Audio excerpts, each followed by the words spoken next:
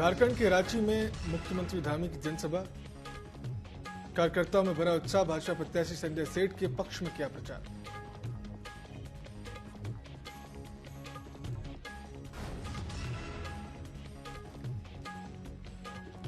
उत्तराखंड में चुनाव आयोग की बड़ी लापरवाही। चुनाव आयोग की सूची से राज्य के कैबिनेट मंत्री का नाम ही गायब है।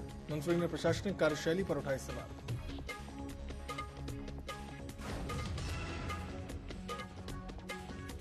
मुख्य सचिव राधा रतूड़ी ने लिया केदारनाथ धाम के पुनर्निर्माण और विकास कार्यों का जायजा। 10 मई को केदारनाथ धाम के कपाट खुलने से पहले अनिवार्य कार्य पूर्ण करने के दिए निर्देश।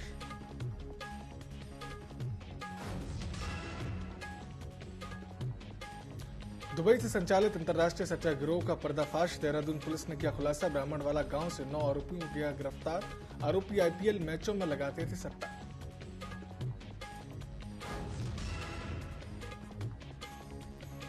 उत्तराखंड में चारधाम यात्रा को लेकर पीडब्ल्यूडी की सभी तैयारियां पूरी। पीडब्ल्यूडी सचिव ने कहा कि यात्रा के दौरान कोई बाधा उत्पन्न न हो, इसका रखा जाएगा ध्यान।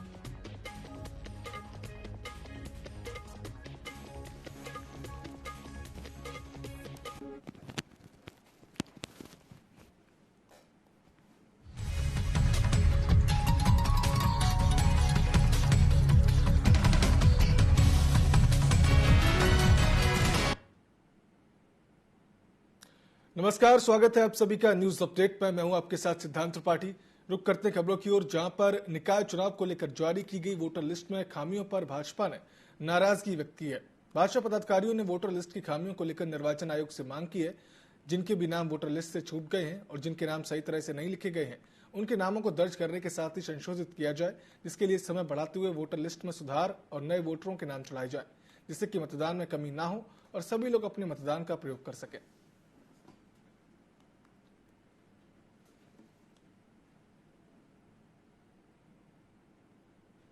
उत्तराखंड के धुरंधर भाजपा नेता और प्रवक्ता भी अब प्रदेश से बाहर चुनाव प्रचार अभियान में मोदी टीम का हिस्सा बनने जा रहे हैं, जो अन्य राज्यों में जाकर उत्तराखंड और केंद्र सरकार की उपलब्धियों का पिटारा लेकर जनता के बीच चुनाव प्रचार अभियान का हिस्सा बनने जा रहे हैं। खासतौर पर बात करें तो दिल्ली की, तो यहाँ उत्तराखंड के लोगों की बड़ी संख्या है, जिसके चलते दिल्ली में चुनाव प्रचार के लिए उत्तराखंड के खासतौर पर नेताओं की ड्यूटी लगाई जा रही है, जिसमें प्रमुख तौर पर पूर्व सांसद बलराज पासी की दिल्ली चुनाव में ड्यूटी लगाई गई है। देखिए उत्तराखंड ब्यूरो से बलराज पासी की खास बातचीत। हम आपको बताएं कि दिल्ली में भी स्टार प्रचारक के तौर पर जो ड्यूटी लगी है, हमारे साथ पूर्व सांसद भारतीय जनता पार्टी के बलराज पासी जी हमारे साथ इस वक्त मौजूद हैं और हम उनसे जानना चाहेंगे कि किस तरीके से जो उत्तराखंड के जो नेता हैं, बड़े चेहरे हैं, उनकी जो ड्यूटीज लग रही है लोकसभा चुनाव में अन्य प्रदेशों में, तो क्या उपलब्धियां लेकर के वो लोग अन्य प्रदेशों में जा रहे हैं और खासतौर पर उत्तराखंड के ही नेताओं की और खासतौर पर मुख्यमंत्री की क्यों डिमांड है, इसके बारे में हम लोग बातचीत करते हैं। क्या वजह है कि सबसे ज्यादा उत्तराखंड के सीएम की डिमांड है और उसके अलावा अन्य जो नेता हैं उत्तराखंड के, उनकी भी डिमांड आ रही है अन्य प्रदेशों से चुनाव प्रचार को लेकर? जिन जगहों पे चुनाव पूर्ण हो चुके हैं, वहां के कार्यकर्ता हर चुनाव में जिन स्थानों पे चुनाव होने होते हैं, जहां जिसकी उपयोगिता होती, वहां उनको भेजा जाता है। बहुत बड़ी मात्रा में कार्यकर्ता यहां से हिमाचल गए हैं, कुछ कार्यकर्ता उड़ीसा भी गए हैं और बाकी लोगों की धीरे धीरे जो है लोगों को लगाया जा रहा है। बहुत से कार्यकर्ताओं को दिल्ली में लगाया जा रहा है। तो जिस कार्यकर्ता को जो जिम्मेवारी मिलती है और उसी योजना के तहत, क्योंकि मुख्यमंत्री जी हमारे युवा मुख्यमंत्री हैं, लोकप्रिय मुख्यमंत्री हैं, तो निश्चित रूप से उनकी मांग ज्यादा रहेगी और पार्टी भी तय करती है कि किसको कहां भेजना और किसकी कहां उपयोगिता है।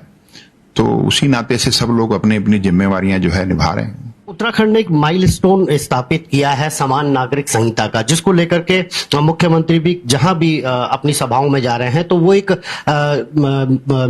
माइलस्टोन बन गया है, एक मील का पत्थर साबित हो रहा है जो समान नागरिक संहिता है। उसके अलावा नकल पे जो कानून बनाया गया है, तो ये कहीं ना कहीं मानता है कि बड़ी उपलब्धि है जो अन्य राज्यों में इसका प्रचार होना जरूरी है। निश्चित रूप से उत्तराखंड में ये जो समान नागरिकता कानून लागू हो रहा है, उसको विधानसभा में पारित किया है और वो कानून बनने जा रहा है, उसको शीघ्र इम्प्लीमेंट जो किया जाएगा, मुझे लग रहा है कि लोकसभा चुनाव संपन्न होते ही, और ये एक देश के लिए बहुत बड़ी उपलब्धि है। भारतीय जनता पार्टी जब से बनी है, चाहे जनसंघ से बने हैं, हमारे हमेशा हर घोषणा पत्र में हमारे ये नीतिगत हमारा निर्णय है कि जब भी हम कहीं भी इस स्थिति में आएंगे कि इस कानून को जो है लागू किया जाए तो उसको जो है पूरी तत्परता के साथ लागू किया जाएगा। और उत्तराखंड में इसकी शुरुआत हुई और धीरे धीरे पूरे देश में ये लागू हो जाएगा। जिस तरीके से पासी जी ने बताया कि उत्तराखंड के जो प्रचारक हैं वो अब अन्य प्रदेशों में जा करके जो उत्तराखंड में जो उपलब्धियां रही हैं भारतीय जनता पार्टी की, जिस तरीके से समान नागरिक संहिता की अगर हम बात करें या फिर उसके अलावा नकल पर जो कानून बनाया गया है, नकल पर जिस तरीके से ठोस कानून जो बनाया है, ये जो उपलब्धियां रही है इन सब को लेकर के अन्य प्रदेशों में भी इसका व्यापक प्रचार प्रसार होगा और कहीं ना कहीं मतदाताओं को साधने का काम भी किया जाएगा। कैमरामैन हरीश यादव के साथ योगेश सैली, टीवी 24 देहरादून। रुद्रपुर के पूर्व विधायक राजकुमार ठुकराल ने लोगों के साथ जिला निर्वाचन अधिकारी उदयराज सिंह से मुलाकात की।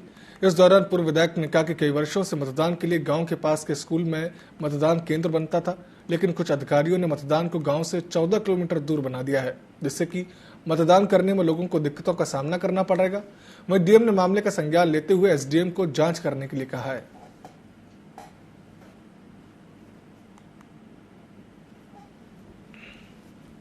जो पत्थरचट्टा क्षेत्र है या जंगल क्षेत्र है, उसका प्राथमिक विद्यालय पत्थरचट्टा था, तो सुगमता से लोग वोट डाल देते थे। लेकिन अब जानकारी मिली कि ओमेक्स और मेट्रोपोलिस के साथ जो फल मंडी है, वहां पर इस पोलिंग स्टेशन को कर दिया गया है, जो कि बहुत दूर पड़ता है। किसी को 14 किलोमीटर, किसी को 12, किसी को 10, किसी को 8 किलोमीटर। इतने किलोमीटर चल के अगर वोट डालने की हम कल्पना करें तो ये संभव नहीं है। हमारा भारत सरकार का निर्वाचन आयोग कहता है कि सुगमता से वोट डाल सकें, पोलिंग स्टेशन करीब बनाने चाहिए, और इतनी दूर बनाकर ये जिस अधिकारी ने भी किया, बड़ा दूरदर्शिता का परिचय दिया है। उत्तराखंड में चुनाव आयोग की लापरवाही के चलते मतदाता सूची में खासी खामियां देखने को मिल रही हैं। जल चुनाव आयोग की सूची से राज्य के कैबिनेट मंत्री का नाम ही गायब है। वह इस पूरे मामले पर मंत्री खुद चुटकी लेते हुए नजर आए। दरअसल वोटर लिस्ट में खामियों को लेकर लगातार शिकायतें मिल रही थी, लेकिन प्रशासन कमियों को दूर करने की बजाय इसके लिए जनता को जिम्मेदार ठहरा रही है। अब जब मंत्री जी का नाम लिस्ट से गायब मिला तो खुद हैरान रह गए। उन्होंने प्रशासनिक कार्यशैली पर सवाल उठाते हुए बेहद तल्ख अंदाज में पूछा कि इतनी बड़ी गलती कैसे हो गई। विपक्ष ने भी इस मुद्दे पर बीजेपी सरकार को घेरने में कोई कसर नहीं छोड़ी। देखिए, बड़ी दुर्भाग्यपूर्ण स्थिति प्रदेश की हो गई है। जिस प्रदेश के मंत्री का नाम खुद मतदाता सूची से गायब हो, उसके पूरे परिवार का नाम मतदाता सूची से गायब हो, तो एक आम आदमी का क्या होगा? निष्पक्ष चुनाव किस प्रकार से होगा? भारतीय जनता पार्टी की जो ये टीम है, जिस क्षेत्र में कांग्रेस को बढ़त मिलती है, जहां कांग्रेस के वोट ज्यादा पड़ते हैं, उन क्षेत्रों को पूरा गायब कर दिया गया। कई क्षेत्र ऐसे हैं जहां पे लोगों के नाम गायब हैं, कई ऐसे हैं जिनके नामों में त्रुटि है पूरी। तो इनको सही करना चाहिए, दुरुस्त करना चाहिए। निष्पक्ष चुनाव की आप बात करते हैं, तो जब इस प्रकार का मामला सामने आ रहा तो आपको संज्ञान लेना चाहिए। रुद्रपुर की सिविल लाइन स्थित डॉक्टर कॉलोनी में एक निजी अस्पताल में प्रसव के दौरान नवजात शिशु की मौत होगी, जिसके बाद परिजनों ने अस्पताल में जमकर हंगामा किया। परिजन का आरोप था कि आधा घंटे पहले बच्चा ठीक होने की बात कह रहे थे और ऐसे में अचानक बच्चे की मृत्यु कैसे हो गई। सूचना पर रुद्रपुर कोतवाली पुलिस भी मौके पर पहुंची और शव को कब्जे में लेकर पोस्टमार्टम के लिए भेजा है। फिलहाल पुलिस ने पूरे मामले की जांच शुरू कर दी है।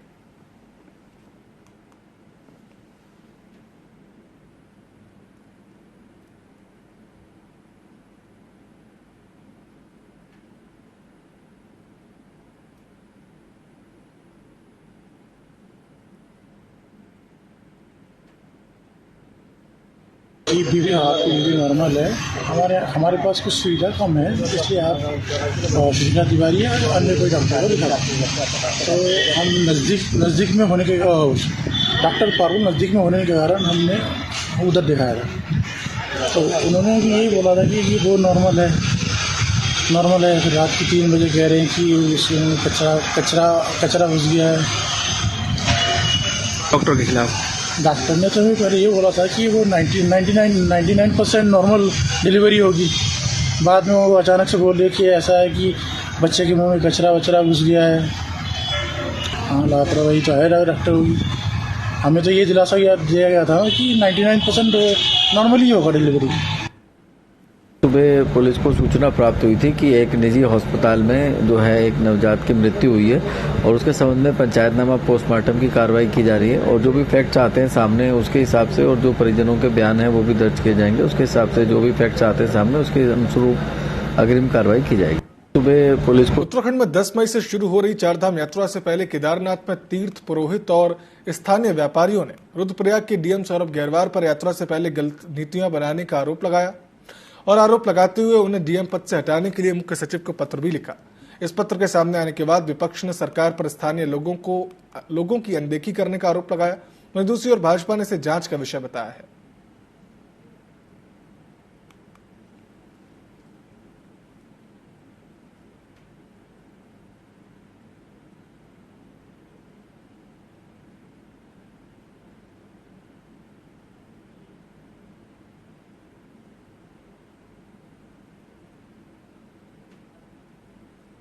प्रयास करना चाहिए कि सरकार के साथ संवाद साध के इसका समाधान निकालना चाहिए, क्योंकि अगर हम वातावरण को नकारात्मक बनाएंगे तो उससे यात्रा पर प्रभाव पड़ेगा और यात्रा प्रभावित होगी तो सबसे ज्यादा नुकसान वहां के स्थानीय लोगों को होने वाला है। तो अपने हितों को ध्यान में रखते हुए थोड़ा सा विरोध के तरीके बदलने पड़े। हमको बताना चाहिए कि आखिर उनके ऊपर किसका दबाव है, किसके दबाव में जो है वो इस तरीके से व्यापारियों का उत्पीड़न कर रहे हैं। स्थानीय युवाओं में इसका भारी आक्रोश है और निश्चित तौर पर प्रशासन की जो मनमानी है उसका खामियाजा सरकार को भी भुगतना पड़ेगा। और अब व्यापारियों ने सामूहिक रूप से जो है प्रदेश शासन को जो है पत्र लिखा है और मुझे लगता है कि व्यापारियों की जो आपत्ति है उसको गंभीरता से लिया जाना चाहिए, उसका जो है समाधान किया जाना चाहिए, नहीं तो वहां पर देर से बेर जो है बहुत बड़ा आंदोलन खड़ा हो सकता। मंगलौर में युवक को गोली मारकर हुई हत्या का एसएसपी ने खुलासा कर दिया, जहां पुलिस ने हत्या करने वाले 3 आरोपितों को गिरफ्तार कर लिया है। बताया जा रहा है कि मृतक युवक खेत में पानी देते समय थोड़ा पानी रिस कर दूसरे पक्ष के खेत में चला गया, जिसके चलते दूसरे पक्ष के लोगों ने उसकी गोली मारकर हत्या कर दी। फिलहाल पुलिस ने आरोपियों के खिलाफ मामला दर्ज कर लिया है।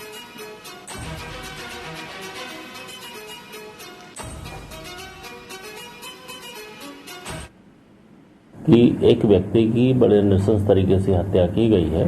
उसकी माता से जब बात की गई तो ये बात प्रकाश में आई थी कि भरतवीर का जो खेत है उसके बगल में एक राजेश आदि का जो खेत है उसमें पानी रिसने को लेकर इनका विवाद हुआ था और जब इसे उकसा के वहां बुलाया गया, इन लोगों ने एक राय होकर करीब 6-7 लोग वहां पर उपस्थित थे। उन्होंने लाठी डंडों से पहले इसकी मारपीट की, उसके बाद तमंचे से फायर करके इसकी हत्या की गई थी।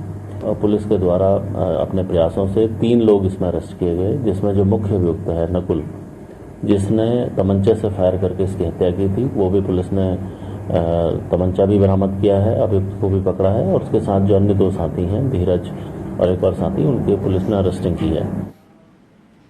गर्मियों का मौसम अभी शुरू ही हुआ है, लेकिन शहरवासियों के गले सूखने लगे हैं। देहरादून के कई क्षेत्रों में पानी की परेशानियां होने लगी है। शहरवासियों को इसी समस्या को उठाने के लिए कांग्रेस के वरिष्ठ उपाध्यक्ष महानगर अध्यक्ष ने आमजन के साथ मिलकर उत्तराखंड जल संस्थान का घेराव किया। इस दौरान मुख्य महाप्रबंधक जल संस्थान को शहर में हो रही पानी की समस्या से अवगत करवाया। वहीं मुख्य महाप्रबंधक जल संस्थान नीलिमा गर्ग ने आमजन की समस्या को सुन अधिकारियों को इसके जल्द समाधान के निर्देश दिए हैं। पूरा देहरादून महानगर इस समय पेयजल के संकट से जूझ रहा है। राजपुर से लेकर के और आशा रोड़ी तक, कुठाल गेट से लेकर के और हर्रावाला तक शहर का कोई इलाका ऐसा नहीं है जहां पानी का संकट ना हो। तमाम इलाकों की हमने शिकायतें वहां पर नोट कराई हैं, उन्होंने हमें नंबर भी दिए हैं और हम 1 हफ्ता इंतजार करेंगे। अगर 1 सप्ताह में हमको लगा कि सुधार नहीं हो रहा है तो अब सड़कों पर आंदोलन होगा। सड़कों पर वार्ड स्तर पर हम इस आंदोलन को ले जाएंगे। अधिकारियों को भी, मंत्रियों को भी, जनप्रतिनिधियों को भी चैन से नहीं बैठने। चंपावत के लोहा घाट ब्लॉक इलाकोट क्षेत्र में बुधवार को एक युवक फिसलकर 500 मीटर गहरी खाई में जा गिरा, जहां लोहा घाट से फायर कर्मी और पुलिस टीम मौके पर घटनास्थल पर पहुंचे। गहरे अंधेरे में टॉर्च की मदद से फायर टीम बड़ी मुश्किल से गहरी खाई में उतरी और घायल युवक को ग्रामीणों की मदद से स्ट्रेचर और रस्सी की सहायता से 5 घंटे रेस्क्यू के बाद सुरक्षित बाहर निकाला गया। बता दें कि घायल युवक को उपचार के लिए फायर टीम ने लोहा घाट उप जिला चिकित्सालय पहुंचा दिया है।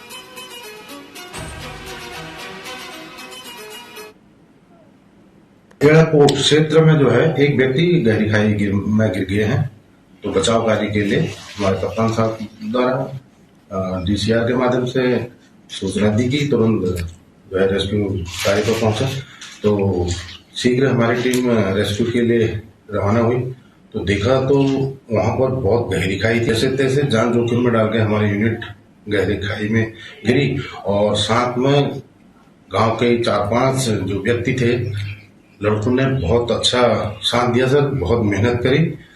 फत्याल सनाव गंगा सिंह फत्याल, जिनकी उम्र 35 वर्ष लगभग थी, इन्हें सकुशल कई घंटों के कड़ी मकसद के बाद हमारे फायर यूनिट द्वारा रोड तक लाया गया और 108 के द्वारा फिर उपचार हेतु हॉस्पिटल भिजवाया। रुद्रपुर के कलेक्ट्रेट में जिले के डीएम उदयराज सिंह ने मेधावी छात्रों का सम्मान किया। इस दौरान परीक्षा में उत्तीर्ण 10वीं और 12वीं के मेधावी छात्रों को सम्मान के लिए कलेक्ट्रेट सभागार में पुरस्कार सम्मान समारोह आयोजित किया गया, जिसमें डीएम ने सभी छात्रों को उनके बेहतर प्रदर्शन के लिए बधाई दी और कहा कि यदि वे कैरियर को लेकर अभी से मेहनत करेंगे तो जनपद और प्रदेश का नाम तो रोशन होगा ही, साथ ही उनके परिवार और समाज का भी विकास होगा।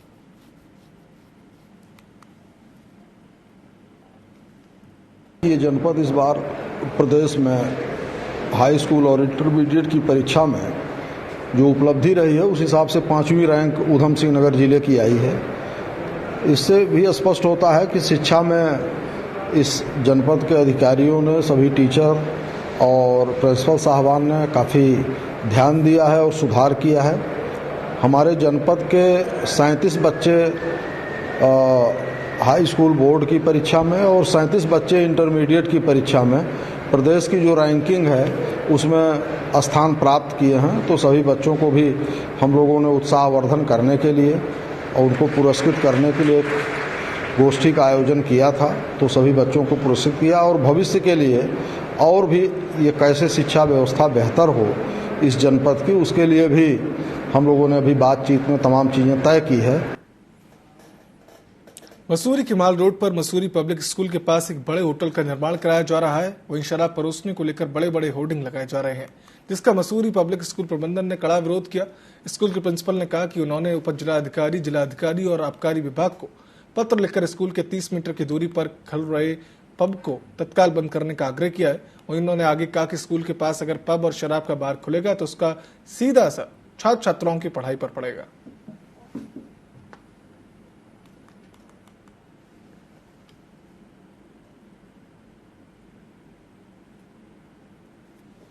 जो नियम के अनुसार है, मतलब जैसे हाई कोर्ट और सुप्रीम कोर्ट ने भी ये बोला है कि 500 मीटर के दायरे में किसी भी स्कूल या शैक्षिक संस्थान के पास में कुछ भी ऐसी चीज़ें नहीं खुलनी चाहिए, तम्बाकू या पान गुटखा या शराब, ये नहीं। इसके लिए हमने एसडीएम डीएम को लिखा है, पत्र लिखा है और उसमें अपना जताया है कि भाई कि खेद है हमें इस इतनी पास हम लोगों के पब और वाइन खुल रहा है, जिससे बच्चों को एक बुरा असर पड़ेगा। रोज देखेंगे, आएंगे जाएंगे, हो सकता है उनके अंदर ये आए प्रवृत्ति की भाई हमें भी जाना चाहिए इसमें, जो कि अच्छी नहीं है। आने वाली जनरेशन अगर इससे थोड़ा दूर रहे तो पढ़ाई में ज्यादा कंसंट्रेट करे, वो ज्यादा अच्छा रहेगा। सरकार द्वारा आबकारी नीति के तहत शराब की दुकानें खोलने का प्रावधान किया जा रहा है और अब तो कहीं न कहीं स्कूलों को भी छोड़ने की यहाँ पर कवायद नहीं है। इस समय हम मसूरी पब्लिक स्कूल में खड़े हुए हैं और आप देख सकते हैं कि यहाँ बच्चे अपना खेल कूद कर रहे हैं, पढ़ाई पाठन का काम कर रहे हैं और इसी के ठीक सामने आप देख सकते हैं कि 30 मीटर की दूरी पर ही शराब के सेवन का पब और होटल खोला जा रहा है। साफ आप बोर्ड सकते हैं, लाल रंग का एक बोर्ड दिख रहा है जिसमें वाइन लिखा हुआ है और उसमें साफ दर्शाता है कि यहाँ पर शराब का सेवन किया जाएगा। परंतु सवाल उठता है कि एक शिक्षण संस्थान जो बोर्डिंग स्कूल यहाँ पर चलाता है, करीब 800 से ज्यादा बच्चे यहाँ पर पढ़ते हैं, उनकी पढ़ाई पर कितना असर पड़ेगा। हमारे साथ यहाँ के वाइस प्रिंसिपल हैं, उनसे बात कर लेंगे। सर, आपका पूरा नाम? मेरा नाम विशाल सिंह है। विशाल जी, क्या कहना चाहेंगे, कितनी दिक्कतें यहाँ पर होगी? सर देखिए, छोटे छोटे बच्चे हैं, नर्सरी से लेके 12वीं कक्षा तक हमारे स्कूल में आते हैं। सारे बच्चे बोर्डिंग और डे स्कूल से आते हैं, बच्चे पेरेंट्स आते हैं उन्हें छोड़ने। वो रोज देखेंगे वाइन और पब, रात पर ये गतिविधियां यहाँ चलती रहेंगी, सवेरे भी वही हालत रहेगी। तो इससे क्या बच्चों पे असर पड़ेगा वो आप खुद जान सकते हैं। तो हम तो चाहते हैं कि ये जो भी सरकार की नीतियां उसमें थोड़ा ध्यान दिया जाए, ठीक है। और सुप्रीम कोर्ट के भी आदेश हैं कि 500 मीटर की दूरी तक में कोई भी ऐसी चीज ना हो जिससे बच्चों की पढ़ाई पे या उनके शिक्षण पे कोई फर्क पड़े, इसलिए हम लोगों का विरोध इस पे रहेगा। ऐसे में पब भी खुल रहा है, वाइन शॉप भी खुल रही है, आपका बोर्डिंग स्कूल है, उससे काफी दिक्कत आएगी। यहाँ तो आप रेगुलर बेसिस पे बच्चों को पढ़ाने का काम करते हैं। बिल्कुल बिल्कुल सर, यहाँ बोर्डिंग स्कूल है जिसमें बहुत मतलब बच्चे हमारे साथ 24 घंटे रहते हैं। अब पेरेंट्स पे क्या फर्क पड़ेगा, पेरेंट्स को लगेगा कि इतने पास है, पूरे टाइम शोर शराबा, कहाँ पढ़ पाएंगे बच्चे, कैसे पढ़ पाएंगे, बोर्ड एग्जाम्स होंगे, कैसे ध्यान दे पाएंगे। ये सारी चीजें हम लोगों को ध्यान में रखनी चाहिए, और स्पेशली जो सरकार जैसे दे देती है, ठेके दे देती है, उस पर ध्यान देना चाहिए कि भाई पास में कोई स्कूल है या नहीं है, शिक्षण संस्थान है या नहीं है, उस पर क्या असर पड़ेगा। ये सारी चीजें हम लोग इसके लिए बिल्कुल विरोध करेंगे और आगे तक जाएंगे। कहीं न कहीं साफ तौर पर यहाँ पर जिलाधिकारी और एसडीएम मसूरी से शिकायत की गई है। उत्तराखंड सरकार का है कि बच्चा पढ़ेगा तो देश बढ़ेगा, परंतु यहाँ बच्चे को पढ़ाने वाले जो शिक्षण संस्थान है, अब कहीं न कहीं उन पर ही खतरा मंडरा रहा है। शराब नीति को जिस तरीके से सरकार लेकर आई है, उससे साफ है कि शराब नीति को यहाँ पर प्रमोट किया जा रहा है, शराब की दुकानों को प्रमोट किया जा रहा है, परंतु यहाँ से कुछ दूरी पर ही शराब की दुकान खुल जाएगी तो बच्चे पढ़ेंगे कैसे। अपने आप में एक बहुत बड़ा सवाल यहाँ पर कहीं न कहीं उत्तराखंड सरकार पर उठता है। मैं अपने सहयोगी दीपक बंसवाल के साथ सुनील सोनकर, टीवी 24 मसूरी। उत्तराखंड में चारधाम यात्रा को लेकर लोक निर्माण विभाग ने पूरी अपनी तैयारियां कर ली हैं, जिसको लेकर पीडब्ल्यूडी सचिव पंकज पांडे ने बताया कि यात्रा के दौरान कोई बाधा उत्पन्न न हो, इसके लिए कर्मचारियों को नियुक्त कर दिया गया है। लैंडस्लाइड होने की स्थिति में मलबा हटाने के लिए पूरे इंतजाम है ताकि यात्रा चलती रहे। साथ ही पीडब्ल्यूडी के सभी अधिकारी भी सड़कों की मॉनिटरिंग करते रहेंगे। कोई भी समस्या आने पर तुरंत कार्रवाई की जाएगी।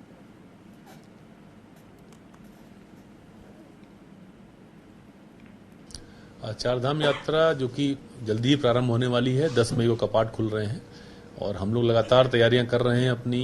काफी सारी सड़कों पे हमने काम कर लिया है।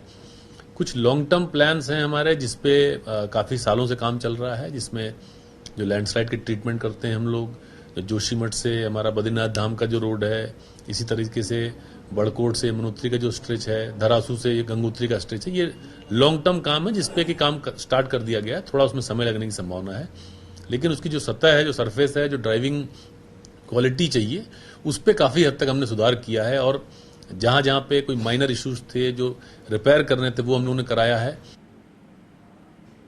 नैनीताल जिलाधिकारी वंदना सिंह ने पेयजल किल्लत को देखते हुए जल संस्थान के अधिकारियों को सख्त निर्देश दिए हैं कि पानी की किल्लत को दूर करने के लिए जल संस्थान, जल निगम और विद्युत विभाग आपसी समन्वय के साथ काम करें। जिलाधिकारी ने बताया कि जिन इलाकों में पेयजल के पंप सेट खराब है, वहां टैंकर के माध्यम से पानी की सप्लाई की जाएगी। साथ ही उन्होंने बिजली विभाग को भी निर्देशित किया है कि आपसी समन्वय के साथ कार्य किया जाना आवश्यक है ताकि लोगों को पेयजल किल्लत की परेशानी का सामना न करना पड़े। टैंकर्स के माध्यम से जलापूर्ति करने के निर्देश भी दिए हैं। साथ ही पंप हाउस में स्पेयर जो पार्ट्स हैं उनको रखवाए जाने के निर्देश भी दिए हैं ताकि कभी अगर कोई खराबी आती है तो उसके रेस्टोरेशन में ज़्यादा समय न लगे। इसके अलावा बिजली के फ्लक्चुएशन की वजह से पंपिंग आवर्स प्रभावित होते हैं, तो उसमें विद्युत विभाग को भी निर्देश दिए हैं कि जो बिजली का फ्लक्चुएशन है वोल्टेज का, वो भी, और जो शेड्यूल्ड या नॉन शेड्यूल्ड कट्स लगते हैं उसको वाटर सप्लाई का जो शेड्यूल होता है, समय सारणी होती है, उसके साथ क्लब करते हुए, समन्वय करते हुए ही निर्धारित करें। उत्तराखंड राजभवन देहरादून में गुजरात और महाराष्ट्र राज्य का स्थापना दिवस मनाया गया। कार्यक्रम में गुजरात समाज समिति और महाराष्ट्र समाज कल्याण समिति के सदस्य उपस्थित रहे। मौके पर राज्यपाल लेफ्टिनेंट जनरल गुरमीत सिंह ने कहा कि एक भारत श्रेष्ठ भारत अभियान की इस अनूठी पहल को 1 साल पूरा हो चुका है और इस अभियान से देश की एकता और अखंडता को बल मिला है। आगे राज्यपाल ने कहा कि हर एक राज्य की अलग भाषा, विविधतापूर्ण कला और संस्कृति है। ये विविधता ही भारत की ताकत है।